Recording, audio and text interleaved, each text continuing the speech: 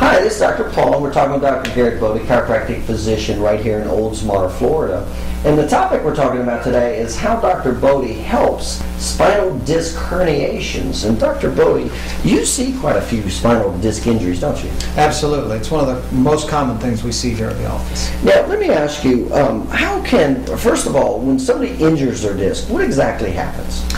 An injured disc can be injured in a couple of different ways, by the misalignment of a vertebra or from a trauma, say a car accident, a whiplash type injury. But typically what's causing a disc injury is where the bones of the spine have shifted in such a way as they've caused a damage to the disc that resides between those two bones. Mm-hmm. Okay. Now, let's say that's the case. There's a disc injury. Okay. And what can you do to help it now? The best therapy that we have found is a type of therapy called spinal decompression. Spinal decompression is a type of therapy that removes the compressive forces on that disc to alleviate the pressure on it, and therefore allowing that decompression of that disc to alleviate the symptom. If you don't mind, walk me through. Let's say I have a disc injury, okay, and you're going to use spinal decompression on me. Okay, what are you going to do? What's going to happen? The first thing when a patient comes through is, most of the time when patients come through and they've had a disc injury for quite a while, they've usually had some type of radiological examination or something that gives us an exact level. But when they come through our door, the first thing we're going to do is do an evaluation. Once we determine that they are in fact a candidate for decompression, we'll take them back into the decompression room. Mm-hmm. From there, we put them onto a specific table that does a specific action to alleviate that disc.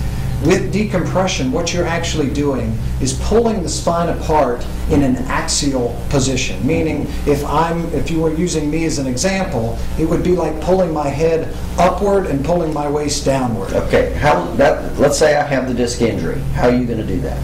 By the table that we have. Okay. The table specifically, it's a very specific table called a spine med table. Mm-hmm. By laying on this table, you can hook the hips of the patient onto this table with two padded pieces of therapy or parts of the table. Okay. And by hooking this onto the hips of the patient, this is a specially designed table. Absolutely. This is not just a flatbed therapy. No. This is a specific table made specifically for disc injuries, and it's a very highly technical piece of equipment.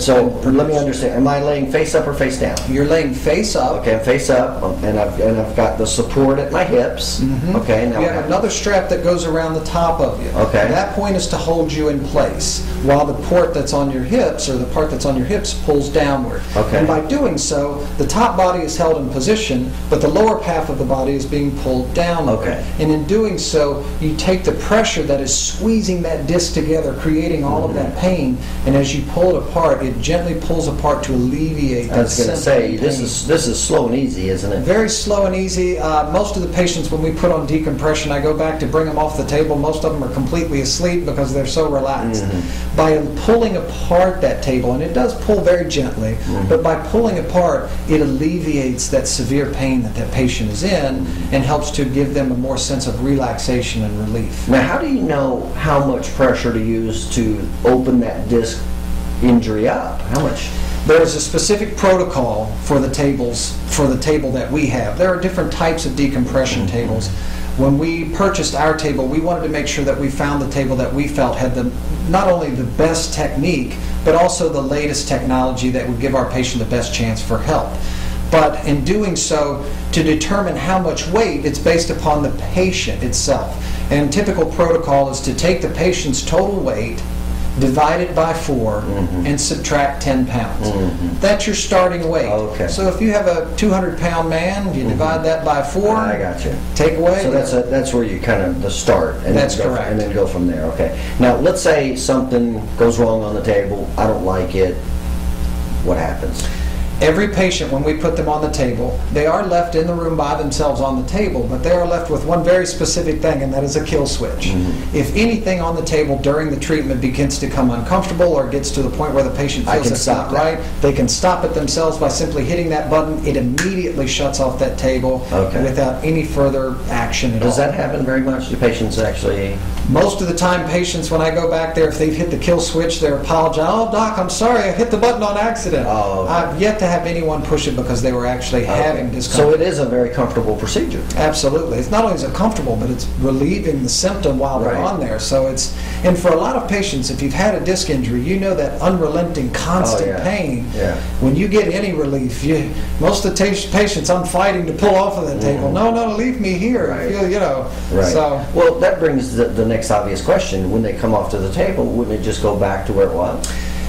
For the longest time, this technology sat on the sidelines because of that very school of thought. Most people thought, well, yeah, you can pull it apart, but as soon as I stand up, gravity's going to affect me again and compress me together. What they have found through the research and the studies, where you find someone finally took the step to develop the table and do it, and did the studies, and what they have found is that does not occur. I've had probably 30 patients on our table in the course of the last 2 years. I've only had one patient that returned that said some of their symptoms returned. By putting them on the table for 2 or 3 more visits, their symptoms disappeared again. We have yet to have them come back into the office. We do tell patients, however, with disc injuries, if you go back to the activity that caused the disc injury in the first place, your chances of it coming back are going to be pretty high. But whether you utilize spinal decompression, chiropractic therapy, or even surgery, if you don't take care of that injured disc, it's going to come back on you eventually. Well, is it possible when you get to therapy that it actually heals right? Oh, absolutely. It can heal properly, and when it does heal properly, it becomes a permanent fix. And decompression is meant to be a permanent fix, not just a temporary relief or therapy. It is actually a treatment meant to fix the problem on a permanent basis. And how many therapies typically would it take? How many treatments would it take to... The typical protocol with decompression is 20 treatments on the table itself. Myself and 4 other chiropractors went into decompression together, meaning that we all 4 went to several different seminars to determine not only what's the best table, but which one utilizes the best protocol and which one seems to be getting the best results. In doing so, the 4 of us chose one table, and each of us have been utilizing it in our offices. In doing so, all 4 of us came up with a protocol that we found worked best for the patient. That is 20 treatments on the decompression table itself. There are vitamins and supplements that we use to help nutrify the disc and help it to gain that that nutrification and keep it healthy. There's a physical exam. After the 20 treatments, we will do 3 weeks of chiropractic care. Once you have that disc decompressed, you want to make sure that the bones surrounding that disc are in their proper position so they don't continue to irritate the disc and compress it right back. There are some belts that we use to give extra support. There's also a final exit exam and also a core strengthening set of therapies that we do with the patient to help them to make sure that all of supportive type therapies. And all of them are utilized to make sure that the patient does have a permanent fix. Is this spinal decompression, is this the type of therapy that can prevent somebody from having disc and back surgery? Oh, absolutely. I've had, like I said, of those 30 patients that I've had on this table, I want to say maybe 5 or 6 already had their surgery scheduled. Oh, wow. And canceled it due to is that this, right? because they got such good relief and such good results. Okay. Well, that's interesting. All right, very good. Again, we're talking with Dr. Gary Bode, chiropractic physician right here in Oldsmar, Florida. And the topic today, again, is talking about how to relieve a disc herniation, specifically what appears to be a very effective form of treatment, spinal decompression. So if you're having any disc injury or suspect disc injury, certainly give, or even if you're possibly looking at surgery, give Dr. Bode a call.